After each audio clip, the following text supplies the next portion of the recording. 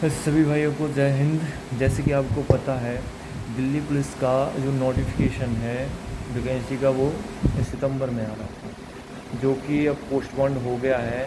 तो आपको इन 3 महीनों में मतलब कैसे पढ़ाई करनी चाहिए, क्या आपका स्टडी प्लान होना चाहिए, उसके बारे में आज बताते हैं आपको। पहले तो अपन सिलेबस के बारे में बात कर लेते हैं। जो इसका सिलेबस है वो 50 नंबर की जीके और 15 नंबर की मैथ्स आती है, 25 नंबर की रीजनिंग आएगी और 10 नंबर का कंप्यूटर आएगा। तो आपको इसको किस तरीके से तैयार करना है और कौन कौन से टॉपिक्स पढ़ने हैं और कैसे अपने टॉपिक्स को स्ट्रॉन्ग करना है, उसके बारे में आज डिस्कस करेंगे। तो सबसे पहले तो जीके के बारे में अपन डिस्कस करते हैं कि किस बुक से पढ़ना चाहिए और कैसे पढ़ना चाहिए, कैसे अपनी जीके स्ट्रॉन्ग करें। तो सबसे पहले तो आप लूसेंट पढ़ सकते हैं। आप लूसेंट को पढ़िए, और जैसे कि हिस्ट्री होगी, पॉलिटी होगी, ज्योग्राफी हो गई, इसको आप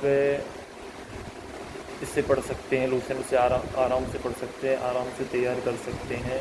और यदि साइंस है, आप खान सर को फॉलो करते हैं तो भाई खान सर से पढ़ लीजिए, क्योंकि वो बहुत अच्छी साइंस पढ़ाते हैं। और 5 से 6 क्वेश्चन साइंस से आएंगे, इतने 1-2 पॉलिटी से आते हैं, हिस्ट्री से भी इतनी आएंगे। और स्टैटिक्स के लिए आपको बता दें कि स्टैटिक्स आपको किससे तैयार करनी चाहिए। स्टैटिक्स की एक बुक आती है नवीन सर की, तो भाई उसको परचेज़ कर लें।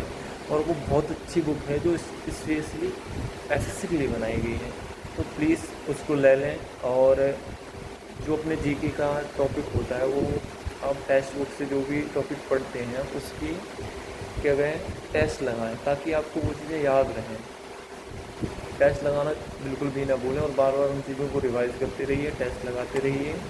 और फिर उसके बाद में बात करते हैं मैथ्स की। तो मैथ्स में 15 नंबर का आएगा और ज़्यादातर क्वेश्चन हैं जो अर्थमेटिक से ही आते हैं, तो आप अर्थमेटिक को स्ट्रॉन्ग कर लें। और जो एडवांस के टॉपिक हैं उनमें से 2D और 3D आएगा।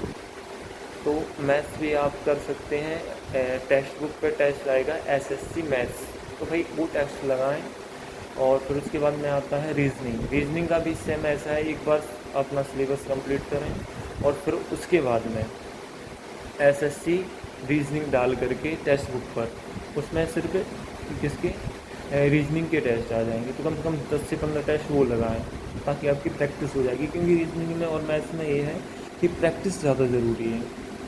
यदि आप प्रैक्टिस जितनी ज़्यादा करोगे, आपकी मैथ्स और रीजनिंग उतनी स्ट्रॉन्ग होगी। तो भाई प्रैक्टिस ज़्यादा से ज़्यादा करना, मैथ्स की प्रैक्टिस होगी, रीजनिंग की होगी। और मैथ्स के लिए भाई बुक है शारदा की बुक से कर सकते हैं आप। जैसे नॉर्मली कंसेप्ट क्लियर नहीं हो रहे हैं तो भाई उनसे कर लीजिए। यदि कोई अच्छा आपका टीचर है, जैसे कि साहिल सर हो गए, राकेश सर हो गए, करगन सर हो गए, भाई अभिनय सर हो गए, इनसे भी आप कर सकते हैं। और फिर रहा कंप्यूटर, तो कंप्यूटर तो भाई बहुत ईजी है। तो उसमें मोस्टली कितने 3 टॉपिक से ही पूछा जाता है। एक तो कंप्यूटर का इतिहास पढ़ लेना, एक मंथन की बुक आती है वो खरीद लेना, उसका इतिहास हो गया। और एमएस ऑफिस का जो वर्ड हो गया, और एमएस ऑफिस का एक्सेल, ये 3 बहुत अच्छी तरीके से कर लेना। साथ में इनकी ही शॉर्टकट भी कर लेना, जिससे कि आपका 10 का स्कोर भी बन जाता। क्योंकि मेरे कंप्यूटर में 10 में से 10 नंबर आए थे, मैथ्स में 14 नंबर आए थे, और रीजनिंग में 24 थे, और जीके में थोड़े मेरे कम थे, एग्जैक्टली याद नहीं है कितने थे।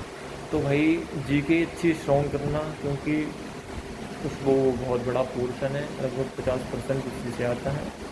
तो जीके को आप अच्छे से करो, ज़्यादा से ज़्यादा टेस्ट लगाओ, और दिन में एक टेस्ट लगाना ज़रूरी है। यदि 3 महीने का प्लान आप कर रहे हो तो डेली एक टेस्ट लगाओ, संडे को 2 टेस्ट लगाओ, और उनको एनालाइज़ करो।